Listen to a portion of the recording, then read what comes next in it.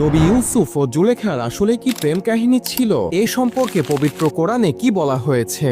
সে সময় মিশরের বাদশার স্ত্রী ছিলেন জুলেখা। তিনি নবী ইউসুফের সৌন্দর্য দেখে তার উপরে আকৃষ্ট ছিলেন। তিনি নবী ইউসুফের সাথে শারীরিক সম্পর্কে লিপ্ত হবার জন্য প্রস্তাব প্রদান করেন, কিন্তু নবী ইউসুফ আল্লাহর ভয়ে সে প্রস্তাব প্রত্যাখ্যান করেন এবং এই কারণে তাকে মিথ্যা অভিযোগে কারাগারে পাঠানো হয়। দীর্ঘ 7 বছর কারাগারে কাটানোর পর তিনি মিশরের বাদশার একটি স্বপ্নের ব্যাখ্যা দিয়ে কারাগার থেকে মুক্তি পান এবং নবী ইউসুফকে মিশরের অর্থনৈতিক মন্ত্রী বানিয়ে সম্মান দেওয়া হয়। কোরআন ও হাদিস অনুযায়ী নবী ইউসুফের জীবনে কোনো প্রেম কাহিনীর ঘটনা পাওয়া যায় না, বরং পাওয়া যায় ইউসুফ নবীর সত্যতা ও ধৈর্য এবং আল্লাহর প্রতি দৃঢ় বিশ্বাসের পরীক্ষা। তাই কোরআন ও হাদিস মোতাবেক কোনো সহি বর্ণনা পাওয়া যায় না যেখানে ইউসুফ ও জুলেখার প্রেম কাহিনীর কথা বলা হয়েছে।